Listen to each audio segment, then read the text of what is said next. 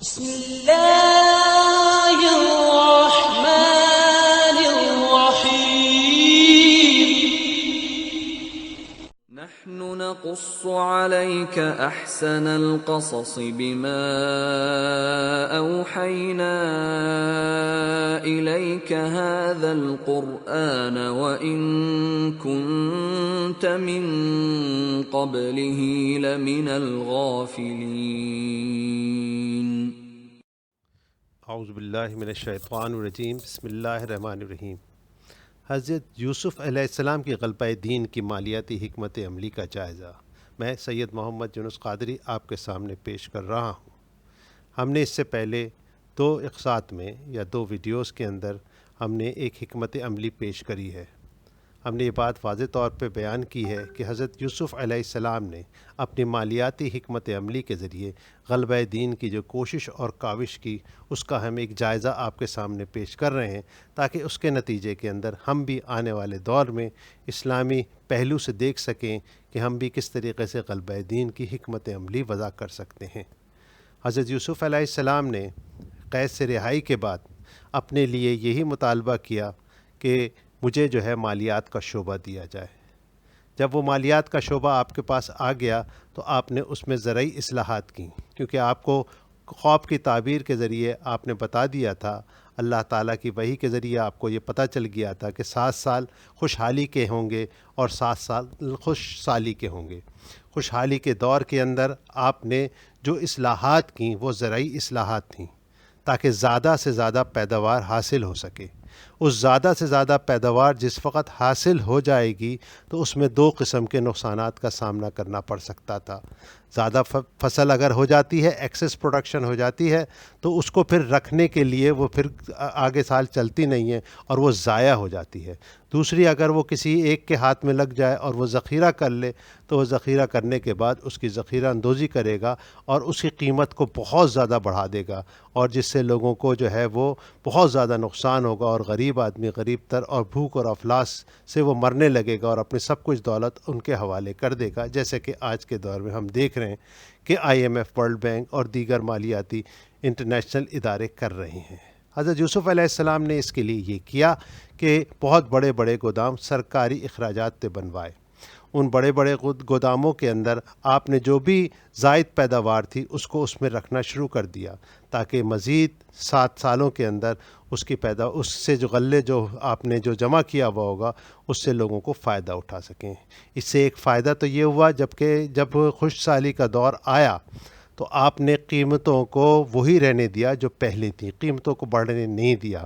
اور جب لوگوں کے پاس اپنے گھروں کے اندر سے سارا کا سارا غلہ ختم ہو گیا تو آپ نے ان کو اسی ہی قیمت پہ بیچا، نہ کہ زائد قیمت پہ جس سے ان کا نقصان ہو سکے. تو ایسا نہیں کرنے دیا. یہ آپ نے ایک ڈومیسٹک پرائس پالیسی آپ نے رکھی کہ ڈومیسٹکلی پرائسنگ میں جو ہے وہ اضافہ نہ ہو سکے اور لوگوں کو زائد پیسے یا زائد طور پہ پیسہ نہ دینا پڑے. دوسرا، آپ نے ایک اور کام یہ کیا کہ آپ نے ایک فورن پالیسی بھی اپنائی.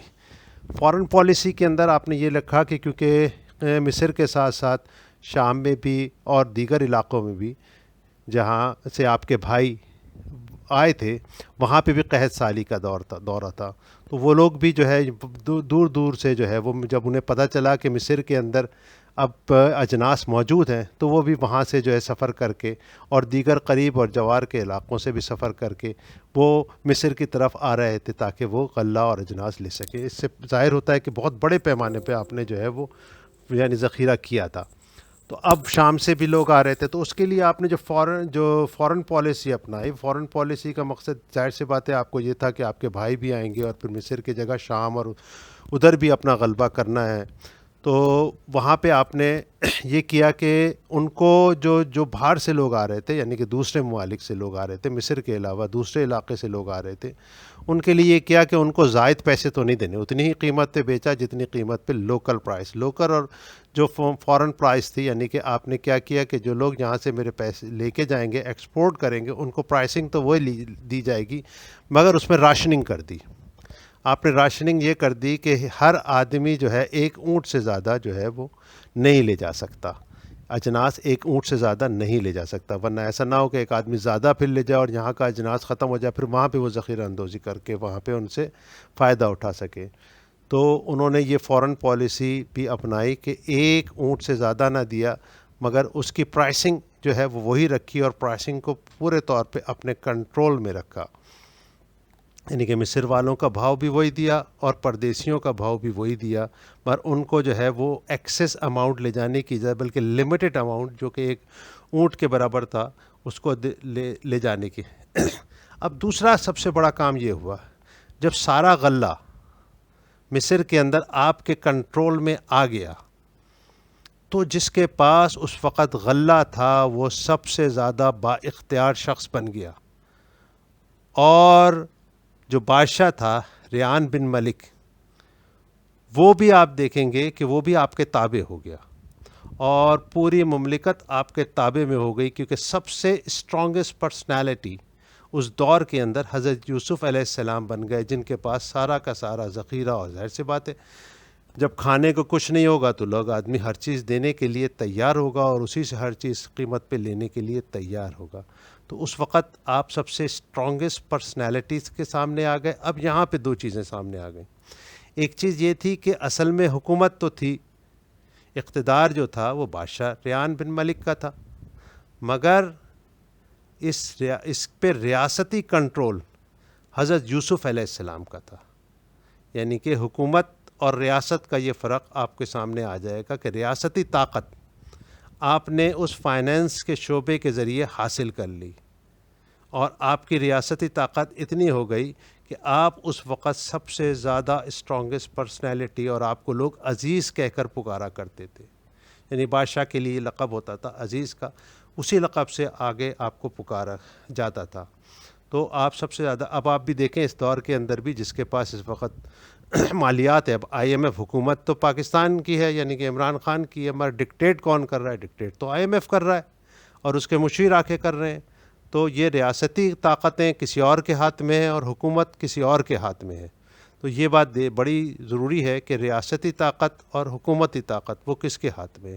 حکومت بادشاہ ریان بن ملک کی تھی، مگر آپ کی ریاستی جو پورا اقتدار تھا وہ حضرت یوسف علیہ السلام کے پاس تھا۔ اب ہم آگے اس آیت کے اندر دیکھیں گے اللہ تعالیٰ نے کس طریقے سے جو ہے وہ بیان فرمایا ہے کہ حضرت یوسف علیہ السلام کے پاس کیا کیا طاقتیں آ گئیں۔ اعوذ باللہ من الشیطان الرجیم وَكَذَلِكَ مَكَّنَّا لِيُوسُفَ فِي الْأَرْضِ يَتَبَوَّأُ مِنْهَا حَيْثُ يَشَاءُ۔ ترجمہ، اور ہم نے ایسے طور پر یوسف کو بااختیار بنا دیا کہ اس میں جہاں چاہیں رہیں سہیں۔ اس کے آگے ہم جو ہے چوتھے اپنے حصے کے اندر ہم پھر وہ حکمت عملی کا مکمل جائزہ لیں گے کہ وہ آپ نے کس طریقے سے وہ حکمت عملی اختیار کری کہ پورا کا پورا اقتدار، وہ سننا نہ بھولیے گا، وہ بہت ہی اچھی ہے انشاءاللہ تعالیٰ۔ میں نے اس کو بڑی ہی محنت سے اور جافشانی سے تلاش کیا ہے، اور وہ تفاسیر کے سے لے کر اسے تلاش کیا ہے، تو وہ آپ ضرور اس کو اگلی قسط میں ملاحظہ کریں گے۔ وآخر دعوانا ان الحمد للہ رب العالمین۔ اس ویڈیو کو لائک کریں، اپنے دوستوں کے ساتھ شیئر کریں، اور سبسکرائب کرنا نہ بھولیں، اور بیل آئیکن کو دبائیں تاکہ نیکسٹ ویڈیو آپ کو آسانی سے میسر آ سکے۔ Beautiful story of Yusuf has so much to fill our lives. A lesson in forgiveness and brotherhood we cannot compromise. The power of patience and the fire of hope must burn in the hearts of the wise. The beautiful story of Yusuf has so much to